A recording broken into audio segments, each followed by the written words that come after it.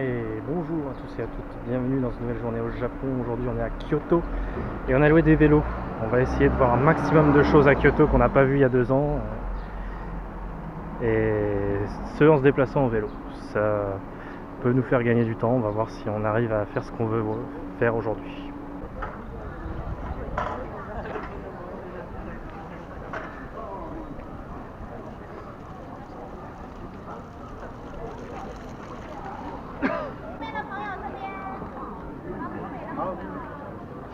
Pourquoi elle agite son nounours?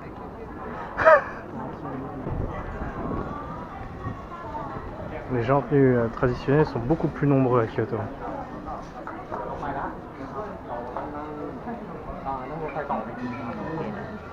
A priori, c'est pas forcément des Japonais.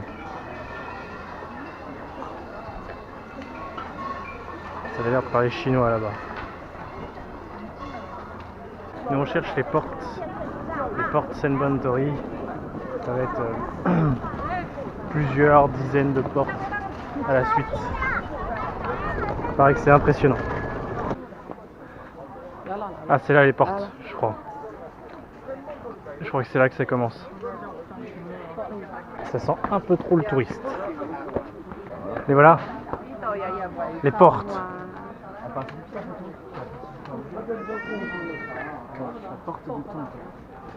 Je sais pas si c'est la porte de Tong, mais Toutes les portes. toutes les portes sont des portes de Tong. Oh là là. Vous voulez prendre une photo là-dedans? Bon courage.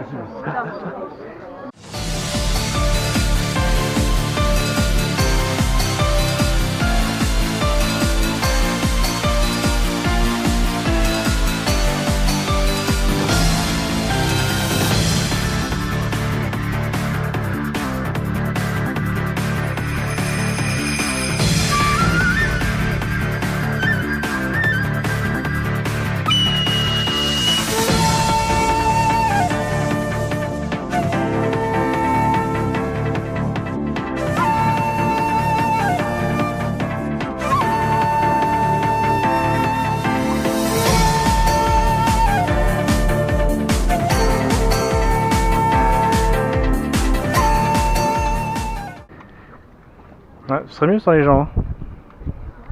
Ouais, mais on a pas les tuer.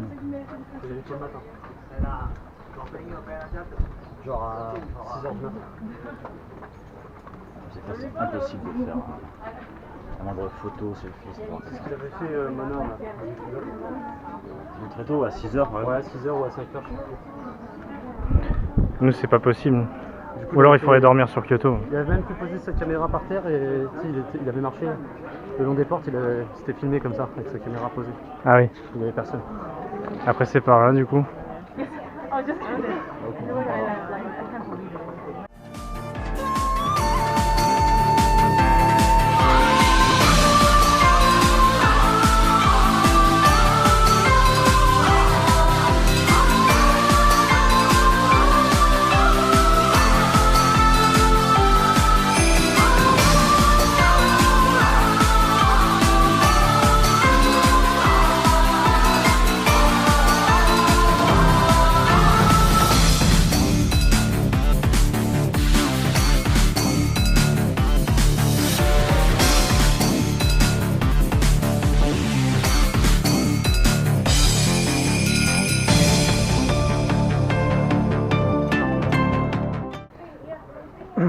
Allez, adieu les portes pleines de touristes.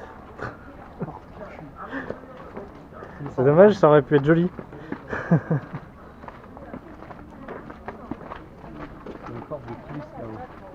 Putain de porte de touristes de merde. Je crois qu'on peut même raccourcir à putain de touristes de merde. Pas cher. Brochette à 700 yens, pas cher.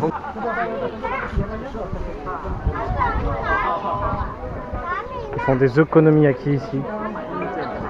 Boisson à 300 yens. On peut avoir 3 fois moins cher dans un distributeur. C'est vraiment le coin des attrapes touristes, mais c'est incroyable.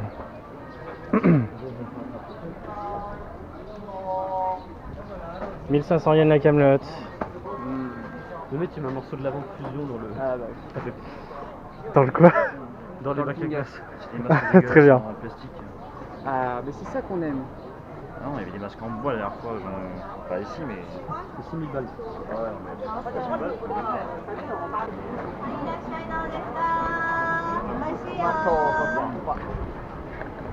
mais. Je veux bien croire que c'est délicieux, hein, mais c'est cher. C'est de l'avant fraîche. Merci madame.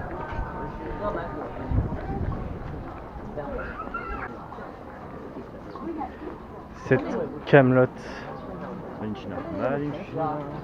Cette camelote. Ah, du Pikachu. Voilà. Ah, il se voit combien les Pikachu? 3000 yens.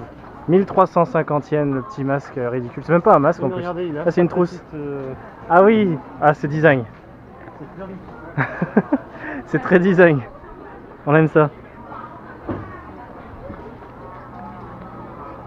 Les économies à qui? Attends, je vois ça, elle est belle, là. Regardez. 3 fois moins cher qu'il y a 200 mètres. Ah là aussi il y a des distributeurs. Je dirais que c'est le coin le plus sympa à marcher à Kyoto en promenade. Ouais. Puis de nuit c'est un petit charme avec les gens là qui sont posés le bord de la rivière. Même le petit chemin là qui va jusqu'au bout, j'aime bien.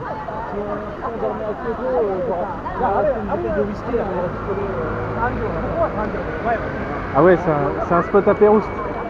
C'est un spot à Péroust. On a sauté quelques jours, j'expliquerai plus tard pourquoi. En tout cas, là on est de retour vers Tokyo et il y a un Family Fart Takeda.